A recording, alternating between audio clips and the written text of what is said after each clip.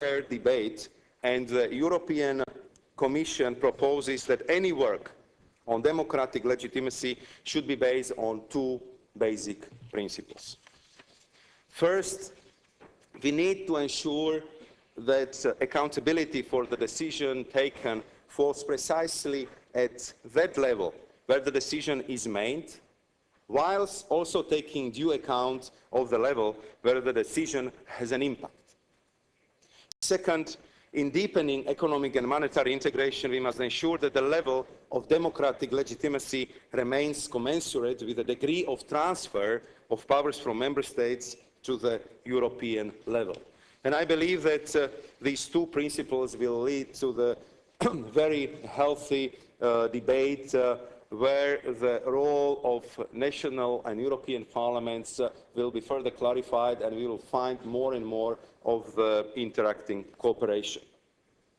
If it comes to the national parliaments, you would find in our blueprint clear statement that national parliaments will always have a crucial role to play in holding their respective member states to account for the decisions they take not only within the European Council and the Council, but also for those they take regarding national, fiscal and economic policies, especially as European level coordination of these policies becomes increasingly important.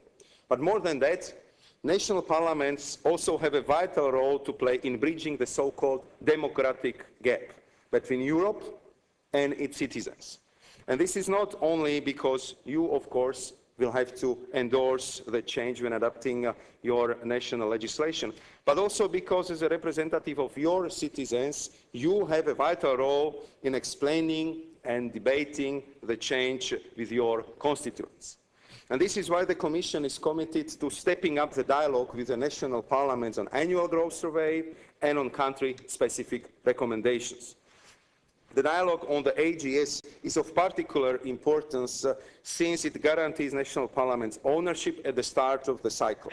It would provide an opportunity for national parliaments to feed in their views through the member states or directly via the political dialogue channels with the Commission in the view of the European Spring Council where these AGS conclusions are discussed.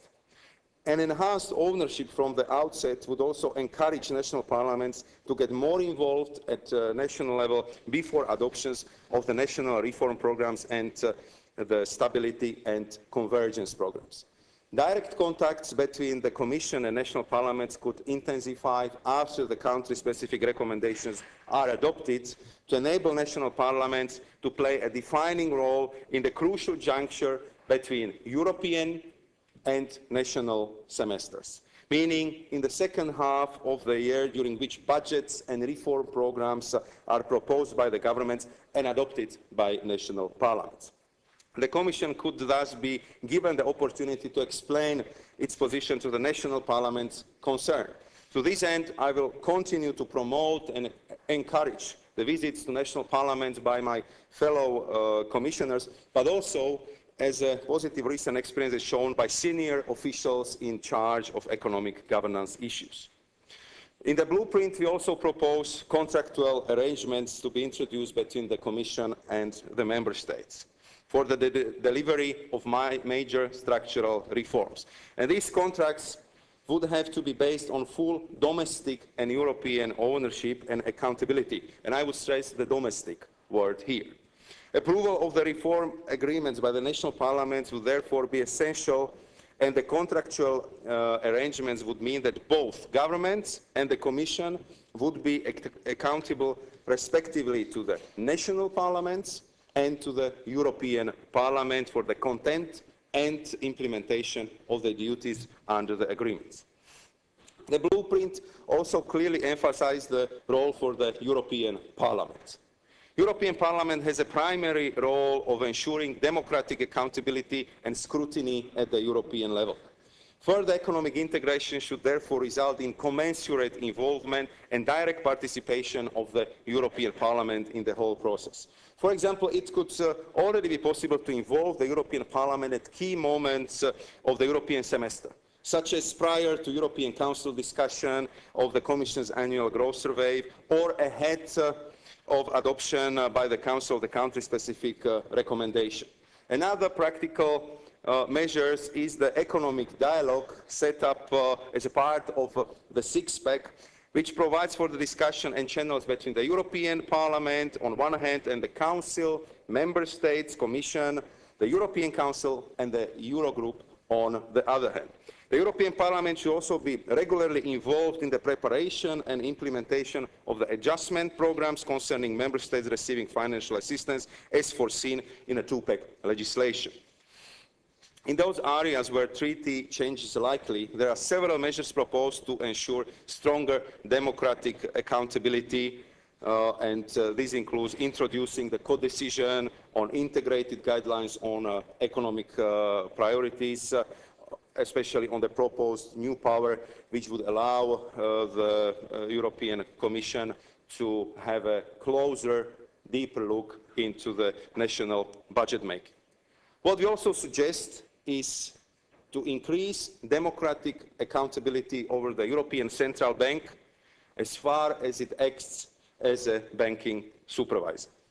With this different but complementary role, it's clear that you as a national and European parliamentarians will need to talk each other far more and much more often as economic governance becomes more deeply integrated and the national decisions have wider implications across Europe. Interdependencies of the decisions go hand in hand with intensified interparliamentary cooperation. That is why we welcome the initiative taken by the European Parliament to organize the Parliamentary Week of the on the European semester. The Commission will take active part in the forum, and I myself will participate in the closing debate on Wednesday.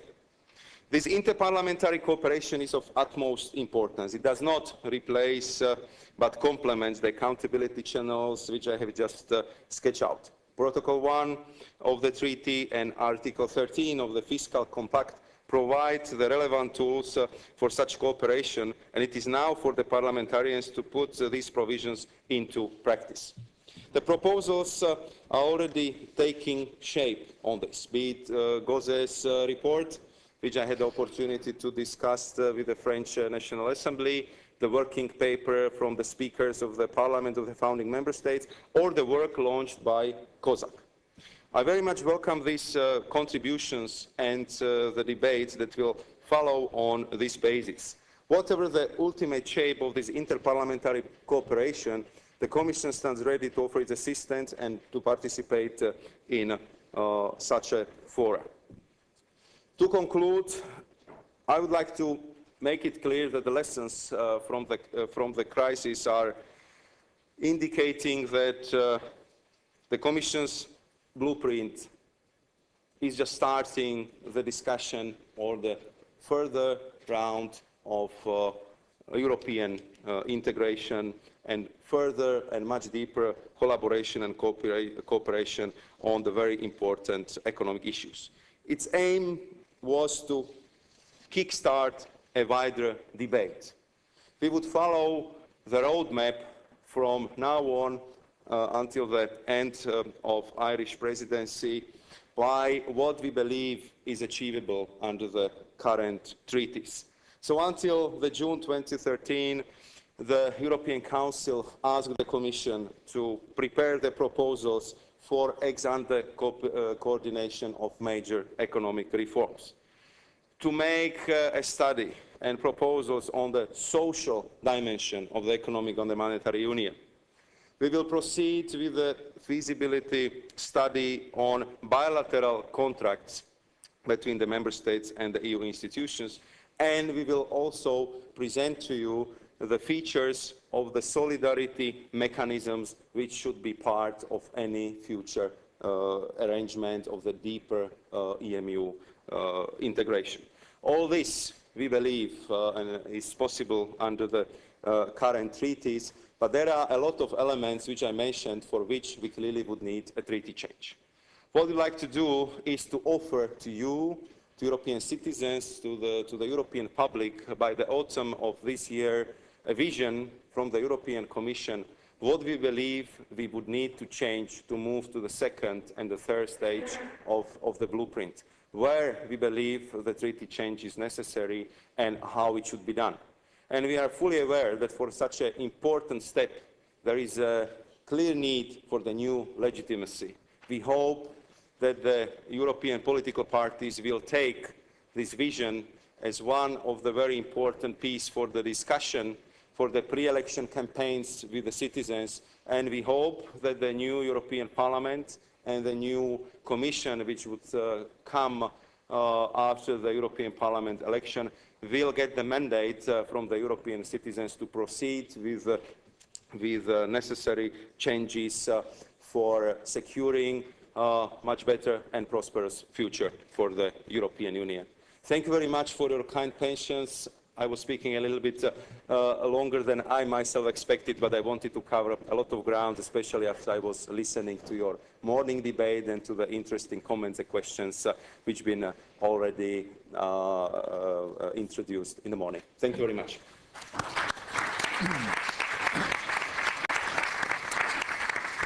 Thank you very much. Thank you very much, Vice President, and that's certainly given us a lot of food for thought.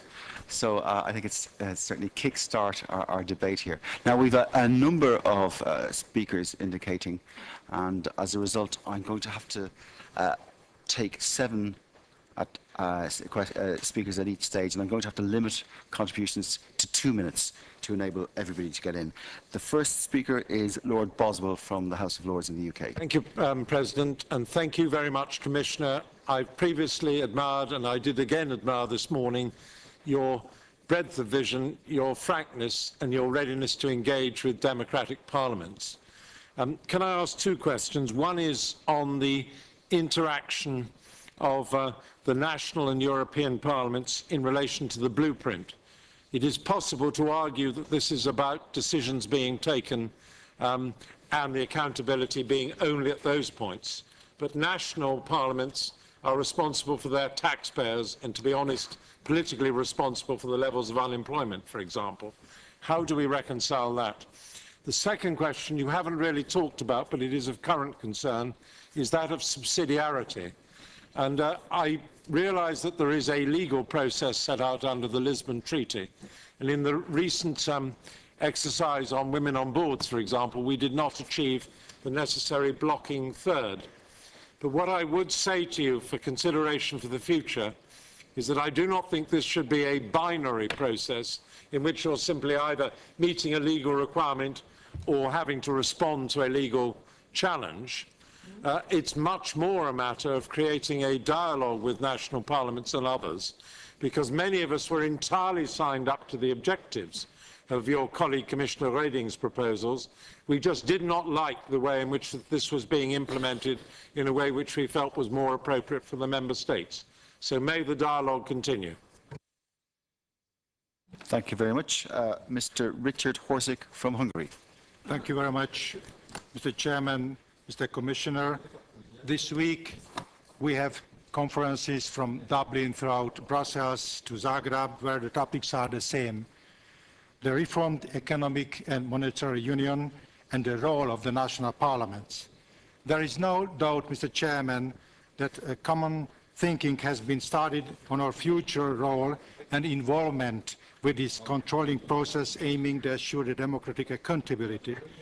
I'm very happy that Eva Kjær Hansen, chairperson of the European Affairs Committee of the Danish Parliament, who initiated the joint reflection in this matter. It's encouraging that, answering to our common letter, President Trumpé stated that it is indeed national parliaments rather than governments that should be in the forefront of developing proposals of how democratic legitimacy and accountability could be assured in a deepened economic union. So let me overview just very briefly what have been done in the national parliament. I believe that establishing an efficient and well-functioning cooperation between the parliament and government is a fundamental in respect of controlling the steps taken in the course of the European semester. My committee, the Committee on European Affairs, on the right track, I think, in this respect. We had 13 times discussion on European semester and economic and monetary union and a half past year. So finally, just one sentence mentioning the so-called banking union. I think in the future, Hungary has a big question mark if Hungary would like to join this cooperation or not. My Prime Minister announced last December that a widespread consultation is necessary involving the stakeholders and actors of financial sectors. Since this issue strongly affects the sovereignty of the country, and a parliamentary debate will be necessary as well. Thank you very much. Thank you very much, Mr. Philip Mahou from Belgium.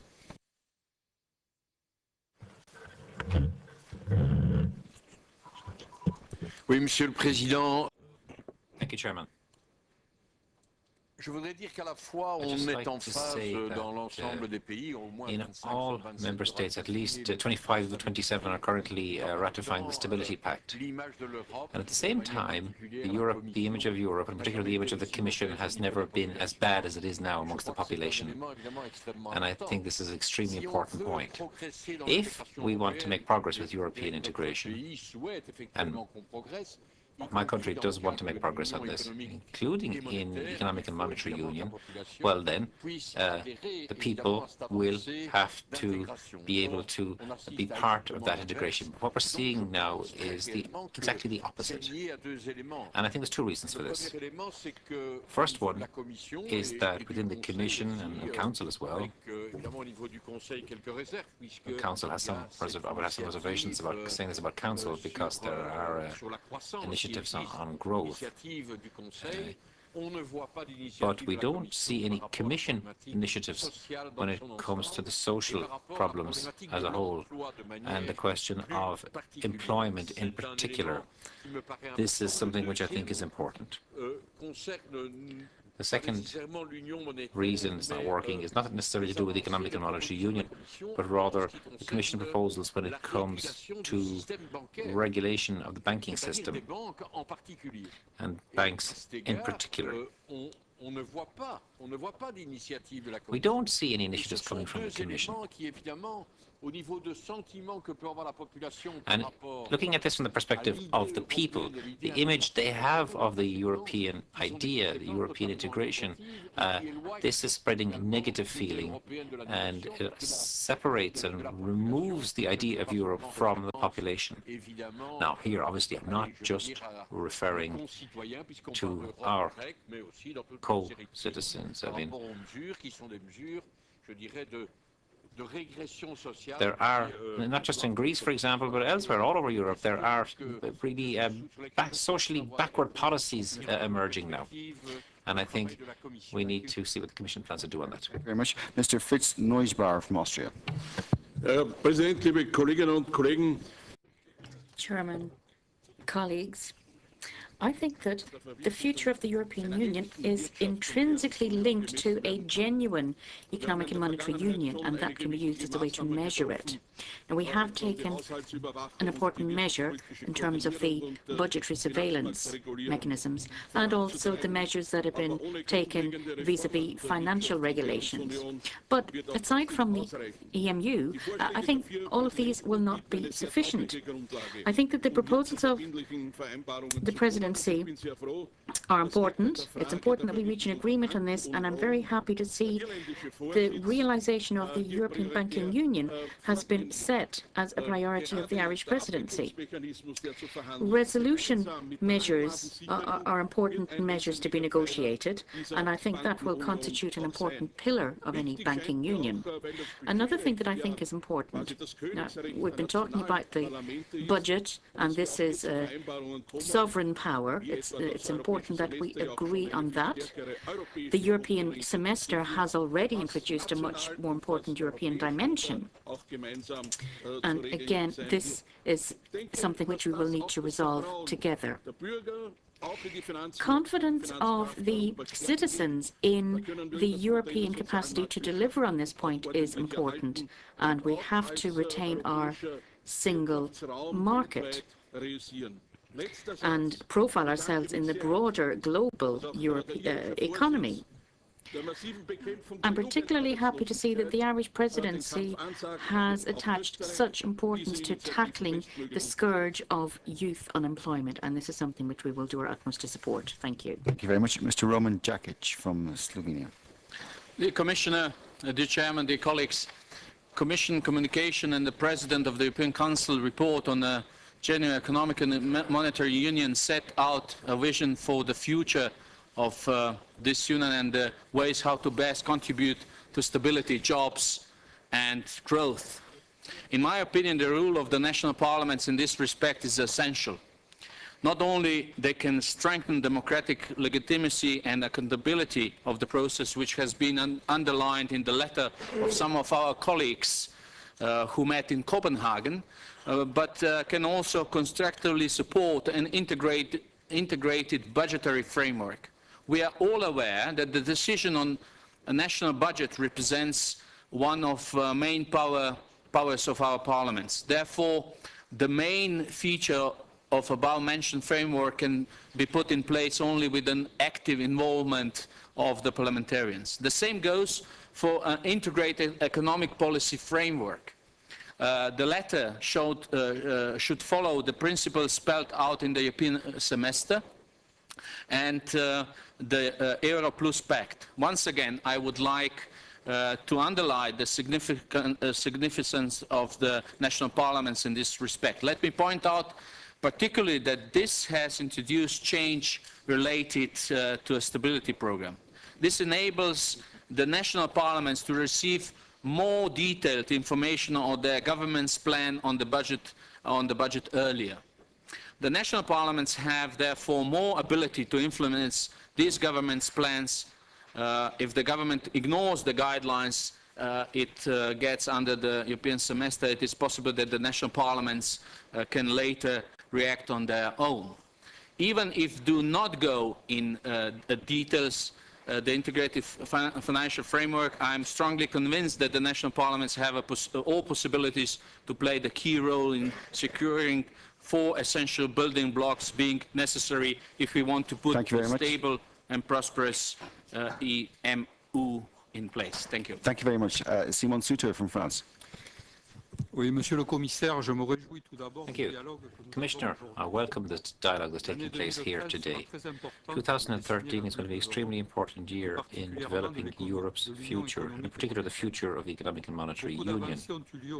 A lot of progress has been made over the last few months. And the Council has to look to the most important issues. The last Council looked at single surveillance and looking at how to fix the banks and also the deposit guarantee system. Setting up single resolution mechanism is also essential. The dysfunctioning of the financial system has damaged our economies.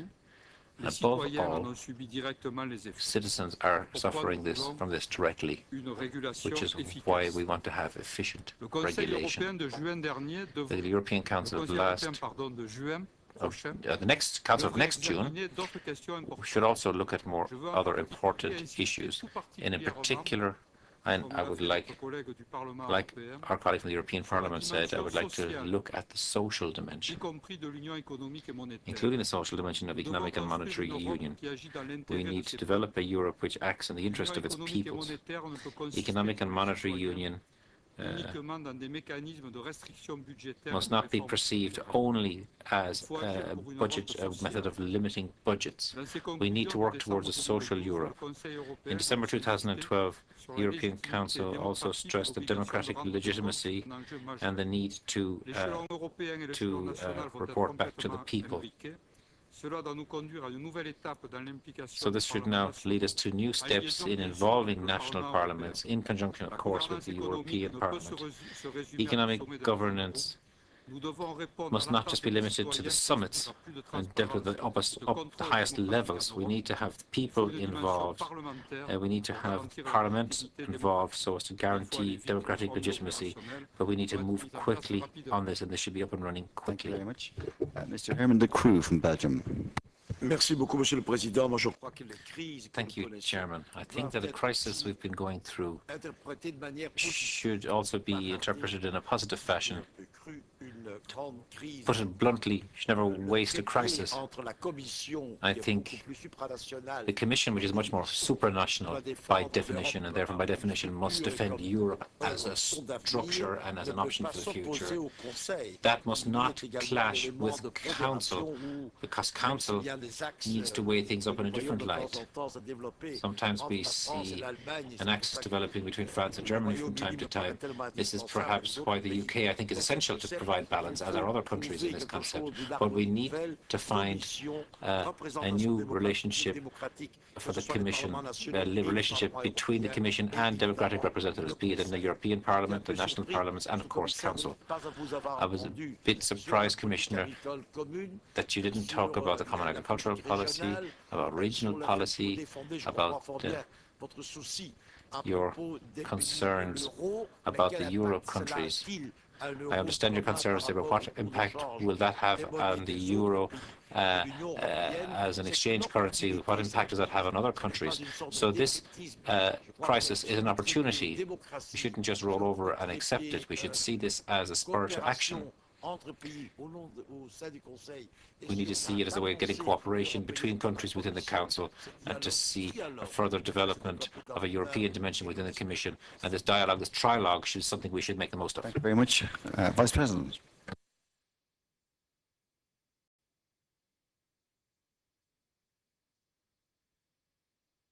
The brevity of my answers. Thank you very much, Lord Boswell, for your kind remarks.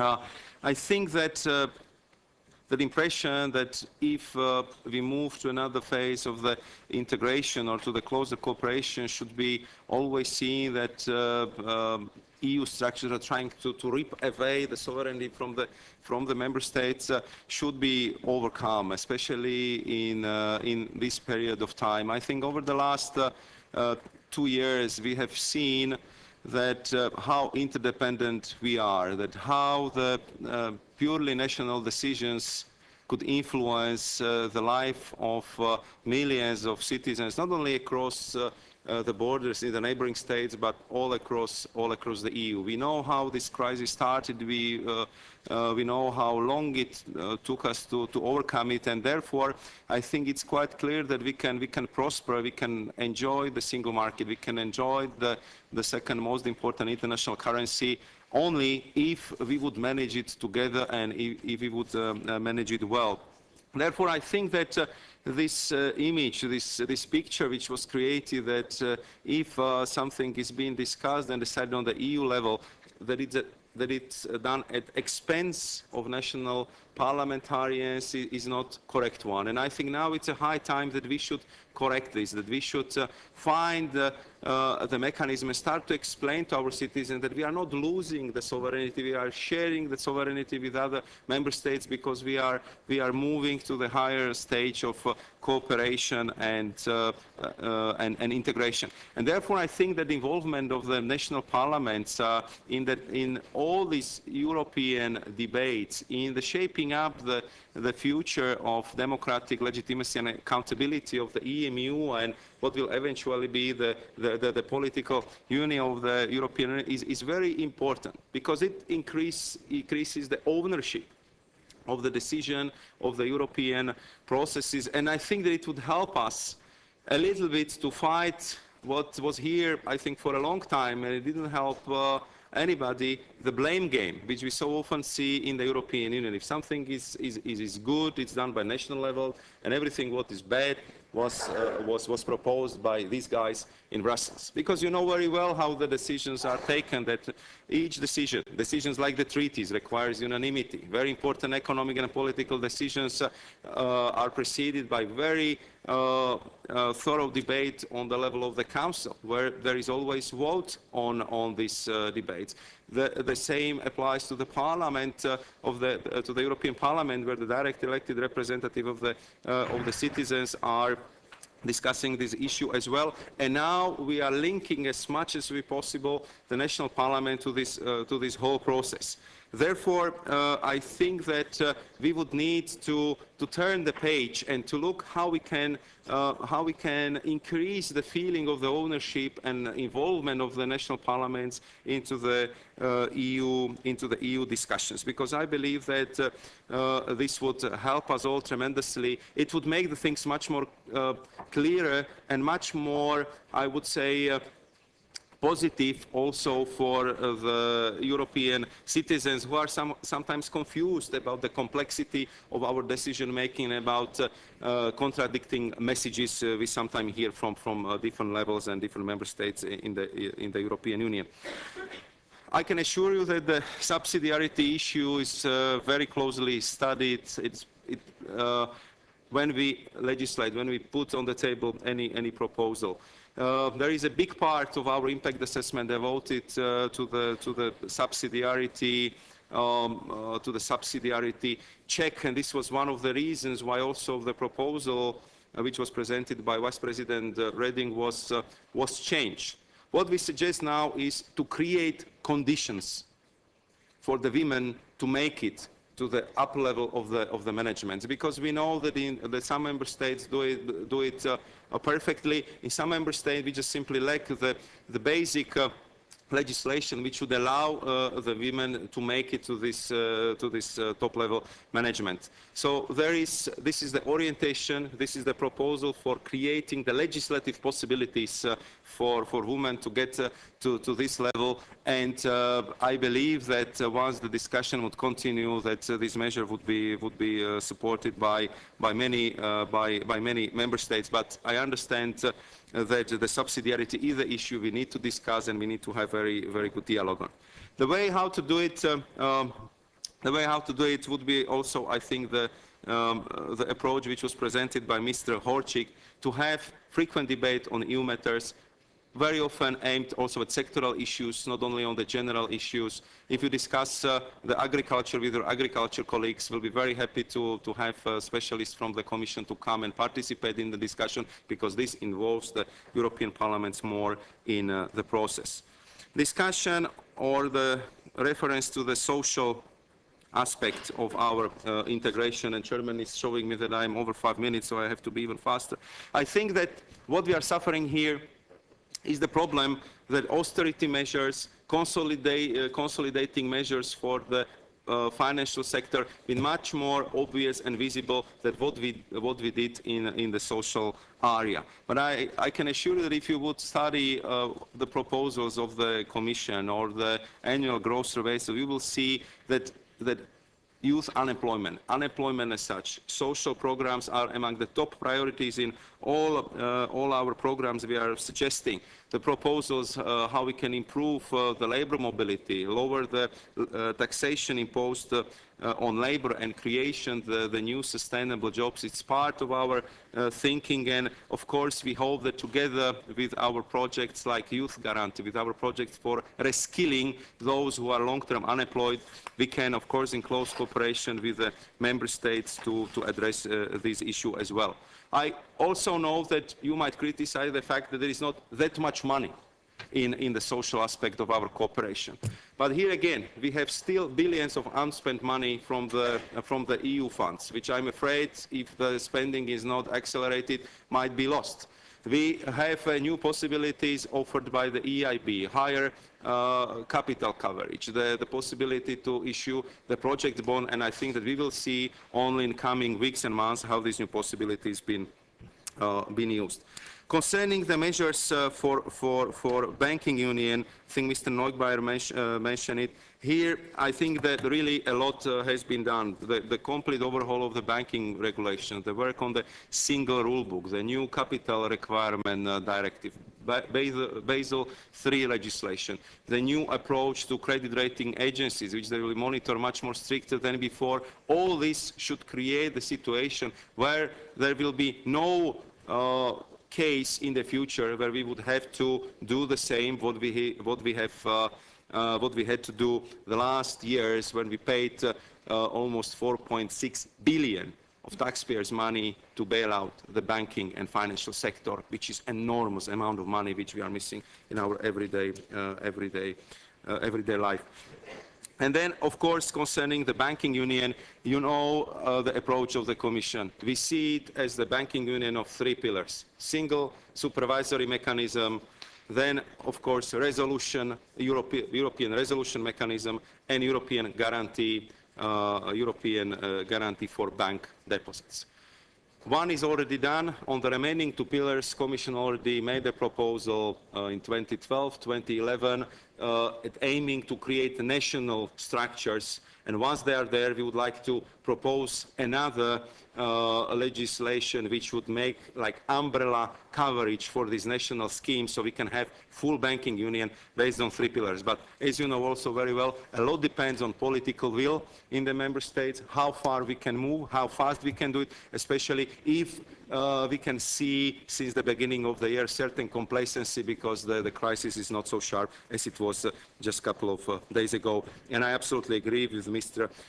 De Croo that we need to look at the new harmony between the Commission, Council, European and national parliaments, because that would help us a lot. And I didn't elaborate on CAP regional policies because of the limit of the time. Thank you very much for your indulgence, Mr. Chairman. Thank you very much, Vice President. The next speaker is Tineke Strik from the Netherlands. Thank you very much, Chair.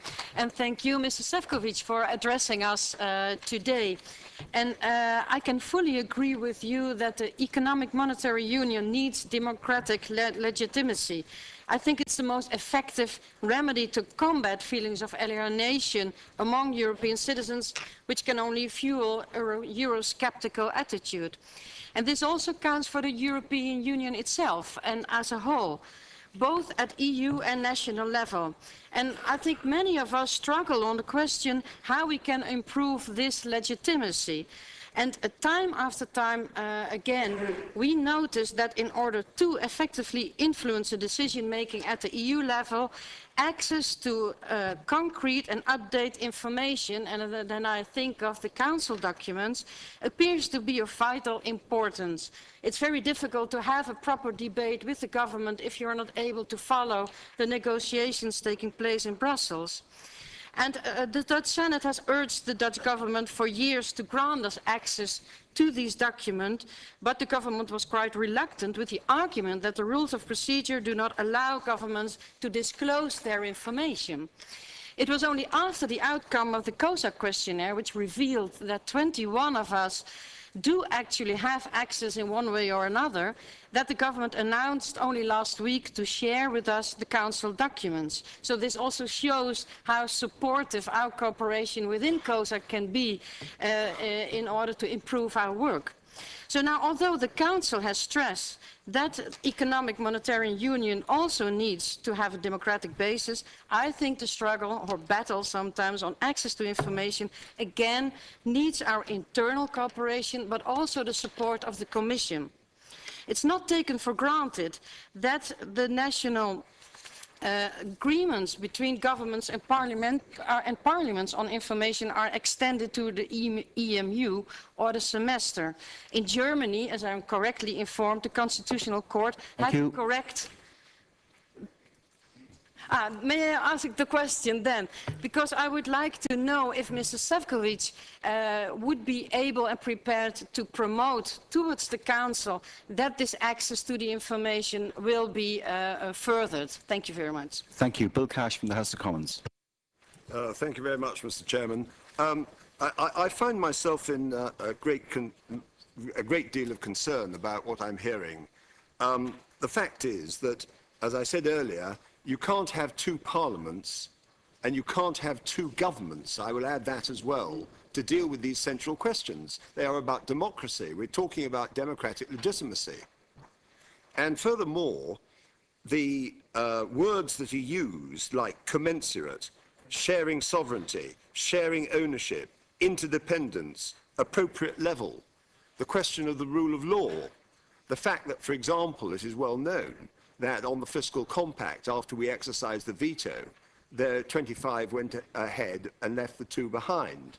This was not consistent any more than the Stability and Growth Pact, and the failures of the rule of law there were consistent with the rule of law that the European Union says it stands for.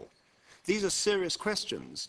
The issue of primacy of the UK Parliament, and I speak only in respect to the UK Parliament here, is central to the issues of taxation and spending. The blueprint actually uses expressions such as, and endorsed, of course, by the Van Rompuy report, the European Parliament and only it is the Parliament for the European Union. That is what it says. And furthermore, in the European Council's final report, national parliaments are not in the best position to take into account fully the questions of democratic legitimacy and accountability. These are irreconcilable points. We are actually being taken through a mist of smoke and mirrors into words which are being used for a purpose of achieving an objective which is now becoming increasingly difficult to reconcile with the decisions of voters. And my final point, with respect to referendums, I simply say this. Why is there no reference, for example, I have to say, to the fact that the voters that made decisions in France, Holland, Denmark, Ireland, why should there be any criticism of the fact that the United Kingdom, for the first time since 1975, where now 33 million people have not had an opportunity to express their view. And I say this to friends, we have to be careful. Instability comes from democracy. You can't then turn round and use, if I may say, I hope not too rudely, weasel words to suggest that somehow or other there is a means of reconciling these words when actually we have to be responsible in a friendly manner. Okay, next speaker, René Liegt from the Netherlands. Thank you, Mr. Chair, and thank you, Mr. Šefčovič, for your clear vision upon the developments necessary for financial and economic reform in the member states. Mr. Šefčovič, we met in December in The Hague, where you were invited by our House to present the Commission annual work program for 2013. And we discussed with you the ideas presented in that program, including those for the European semester and the new climate and energy framework. The Dutch House of Representatives is convinced that national parliaments have a vital role to play in the future of Europe. And that's why we actively design procedures for scrutiny in our House every year. Every year we make a selection for upcoming Commission proposals we consider of utmost political relevance, and we also announce subsidiary checks to facilitate cooperation and coalition between parliaments. And the list is presented in this brochure, which I will hand to you, Mr. Chair, after this meeting. And I invite my colleagues to share their similar lists on the COSAC website so that we can learn from each other how to better focus on the priorities in the European Union and in the working programs. Thank you. Thank you very much. Mr. Pascal Donoghue from Ireland. Thank you, Chairman. On behalf of the Irish Committee for European Affairs, can I welcome all of our fellow committees here to Dublin. I hope you've had a good stay and a productive meeting here this morning. Many of my colleagues have made reference to the stability here in Ireland at the moment. I want to use this opportunity to make clear to our friends that the stability in Ireland at the moment is very fragile. It's very fragile because we have over 400,000 people unemployed. It's very fragile here in Ireland because to date we have spent over 70 billion euro in supporting our banking system. And with that in mind, I want to use this as an opportunity to reinforce what our Taoiseach, who is our Deputy Prime Minister and Minister for Foreign Affairs, said this morning, when he said that if Ireland is unable to conclude an agreement in relation to payment of promissory notes to the European Central Bank, it will have potentially catastrophic consequences for our country. And I want to reinforce the importance of that to everybody assembled here this morning. My two questions to the Commissioner, and I thank you very much for your presentation, is firstly to ask you, is there a risk that due to the relative calmness in the financial markets at the moment, the incentives for the reform measures that you have described could reduce during the year? And my second question is to say to you, that the next stage of economic and monetary union, speaking as a representative of a country that has a heritage of repeated referendums, I believe can only be put to the people if we can show direct benefits for job creation and growth as opposed to potential benefits. Thank you, Chairman. Thank you. Anna Birchall from Romania. Thank you, Chairman.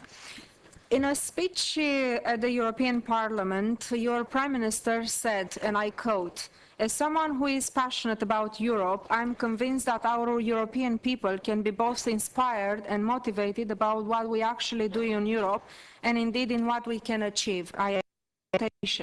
And we strongly commend this approach. Indeed, recent actions to consolidate the economic and monetary union are often seen as generating from the crisis and as a response to the crisis. And it would be seamless, though, to contribute to further building Europe only when forced by whatever sort of crisis. This is why all those involved in the EU construction should not lose faith in the EU project and prevent it from being deprived of its most generous futures, meaning democracy, solidarity, cohesion and inclusiveness.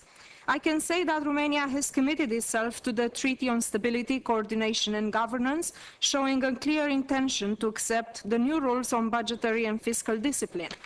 And we are welcoming and supporting the concept of completing the economic and monetary union on solidarity, democracy, legitimacy and accountability, as well as the reference to safeguarding the social dimension of the EU and protecting the citizens from losing deposit money in the banking sector. Of course, we may feel adjustments are needed to the EU legislation, preventing the new mechanisms, institutions and instruments, but overall, we share the expectations of the European institutions and member states to diminish the probability of a future system banking crisis, of limiting the cost of the bank failure to taxpayers, of failing banks being restructured or closed down swiftly, or greater resilience to economic shocks. We are welcoming the differentiated growth-friendly fiscal policy and the possibilities to diminish the fiscal discipline requirements. And as you rightly said, your presidency rightly said, the EU must do everything it can to enable jobs to be created. Thank you. Thank you very much. Mr. Haluk Ozdalga from Turkey. Okay, thank you, Mr. Chairman, and also thank you for your hospitality. We had a very nice dinner and magnificent cultural performance last night. And Ireland takes over the presidency in a time indeed with many exciting developments. I'd like to make only some brief comments. We strongly hope that the EU will soon come over the present critical issues it is facing, especially in connection with the Eurozone. However, we should keep in mind that the 21st century is a time with an unprecedented pace of change, both in its scope and its speed. This means in the coming decades, the EU will most probably with issues more challenging than the present ones for the welfare of its peoples and in the various global encounters as a strategic player. To face those challenges, I believe the EU would be in a better and stronger position with none of its present members, including the United Kingdom, leaving the EU. Yes, no member country should have exceptional treatment, should have privileges in the Union. But on the other hand, the EU must be able to find ways to accommodate for fundamental perspectives and fundamental values of its individual members.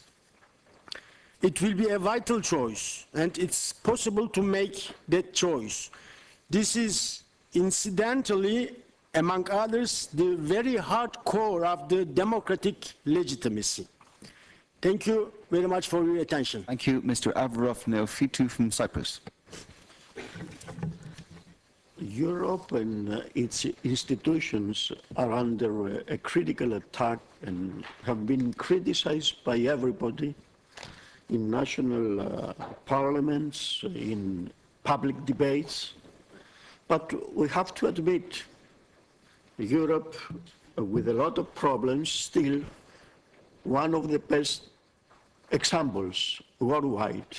And we have to compare the quality of lives in Europe with other destinations of the universe. We have to compare the social system of Europe with other social systems in other areas.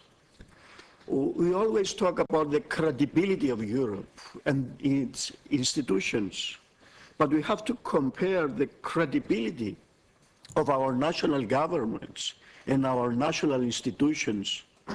And we can find out that Europe is graded in a good manner. Of course, we have to face the problems. We have a lot of problems to tackle. We established the Eurozone with a single monetary policy, and we still have 17 different fiscal policies. With the fiscal compact, I think that we can tackle this issue. Banking union will be of great importance for the stability in the Eurozone. But we have to work all together for Europe to obtain again its competitiveness. That's the real issue that we have to tackle. We have to increase our productivity in order to compete with our competitors, and we have to concentrate in value-added product and services. Thank you. Thank you very much. We have got a number of speakers left, so I'm going to propose that we take them all together so that we finish as close to on time as possible. After Mr. Cassini, who's the next speaker, I'm going to limit further contributions to just 1 minute so that everybody can get in and that the Vice President has a chance to respond. So, Mr. Cassini. Grazie, Presidente, e ringrazio anche... Thank you, Chairman. And I'd also like to thank Vice President Šefčovič for having wrapped up his presentation by talking about the next European elections, which really are the maximum point of legitimacy in Europe. Let's keep that in mind. This is when you have an expression of your democratic legitimacy. Now, the elections next year will be significant and will be different to previous elections. We won't be discussing internal politics of the various member states. Rather, we will be dealing with fundamental questions: is what is the scope of Europe now? What are we doing here? After 60 years of peace in Europe, as Prime Minister Cameron said in his recent speech, we no longer need this peace-making Europe, he said. We just need a Europe which guarantees the prosperity of the various peoples, and in particular he referred to his own population in the UK, clearly. Now, clearly, the target of the idea of prosperity and tackling unemployment through the single market and a single market for services, energy, an IT single market. These are all quite right things. But the point is that really the final purpose of Europe? Well, it should not just be seen as a tool used to create the Europe that the Founding Fathers had in mind. I mean, the discussions around the Lisbon Treaty is a fundamental question. Achieving economic and monetary union, banking union, tax union, that is not a final objective in and of itself. Rather, it's an instrument. It's an instrument for tackling unemployment. But in order to achieve that, you also need a political union. In order to have a political union, you need enthusiasm. So you need to understand that Europe is a peace builder. We're building peace in the whole world. Our objective is prosperity for everybody, not just our own people. So Europe is more than the collection of the individual interests of member states, but rather a key part in human history. Leica Fries from Denmark, 1 minute, please. Yes, thank you very much, and also thank you very much to the Vice President of the Commission for the upbeat but still realistic speech, also on democratic accountability. One of the achievements of the Copenhagen COSAC meeting was to enhance the dialogue between the European Commission and the national parliaments. For instance, by giving national parliaments the possibility to put forward inquiries to the Commission. And in Denmark, we immediately used this new tool and submitted a written inquiry on May 31st, 2012 on the Commission's report on minimizing regulatory burden for SMEs adapting to the needs of micro enterprises. And we did get a response, and we were also grateful for that response. But it took 6.5 months before we got the response, and that's a bit long when you look upon national parliaments when they want to have an active debate. So I was wondering, Mr. Vice President, whether the Commission has any plans of adopting internal guidelines or possible deadlines for how long time it will take to respond, because that would obviously also improve our ability then of using that response in our work. Thank you. Thank you. Zanda Kalnina Luksevica from Latvia. Dear colleagues, today we have a very important debate indeed. And I believe that only a stable European Union will ensure Europe's strength on the global stage and will effectively protect the interests of its member states. I welcome all efforts aimed at strengthening the euro area and the EU at large, and that also includes a discussion on the future of the Economic and Monetary Union. Parliament of Latvia is committed to take an active part in the discussions and decisions on the EU's future, and I believe that in a more integrated European Union, Parliament should have the central role in ensuring democratic accountability and legitimacy. I would like to refer to Mr. Van Rompuy, who at the beginning of the last year said that perhaps not formally, but at least politically, all national parliaments have, in a sense, become European institutions. I'm confident that Mr. Van Rompuy was right, but the role of the national parliaments needs to be acknowledged also formally, and I hope that we will find and establish concrete forms and procedures to increase the role of the national parliaments, and these discussions will help us. Thank you. Thank you. Paulo Pinto from Portugal. Thank you very much. I want to congratulate the Irish presidency for this conference, and I want to say that we in Portugal follow very closely the Irish situation, and we hope to be able to follow the partial regaining of access to the markets this year, as we made with the first emission since 1.5 years last week. Obviously, the main question is resuming economic growth, and I want to ask Commissioner Šefčovič, in some cases, take for instance a small or medium enterprise in Lisbon, and one exactly similar in Brussels or in Den Haag. For the simple fact that it is in Lisbon, it has to pay much more interest rates. And I'm concerned that in this situation, the monetary union is not working as a level playing field.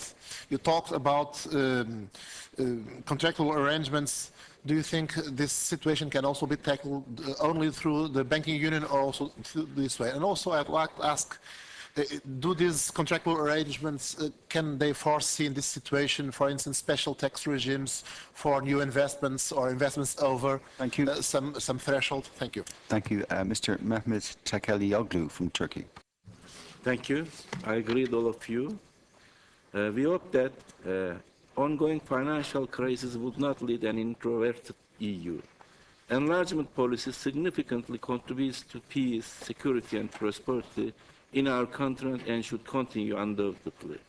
We have studied the conclusions of the EU General Affairs Council on enlargement, and we note with appreciation that, as stated in conclusions, enlargement remains a key policy of the EU. There should be that Turkey will continue the reforms. The law on ombudsman and the law on human rights institution were adopted last summer in the parliament. The work on a new and inclusive constitution continues. We should continue our dialogue on justice and home affairs issues, including visa exemptions to Turkish citizens. A breakthrough on this issue could be a game changer in our relations. We have initiated the Turkey-EU readmission agreement. To conclude, ongoing financial crisis reinvigorated discussion concerning the future of the European Union. Thank you. Thank you. Mr. Enrico Farinoni from Italy. Grazie Presidente. Consiglio europeo di Thank you, Chairman. The December Council had approved the March decision to produce a real economic and monetary union, and I think they provided partial responses, not full responses, to the crisis that is hitting our continent. I would be somewhat less optimistic than Commissioner Šefčovič. The gradual creation of a fiscal, banking and economic union is certainly a necessary step in having a correctly functioning European economy, but in itself is not enough to ensure the permanent survival of the European Union.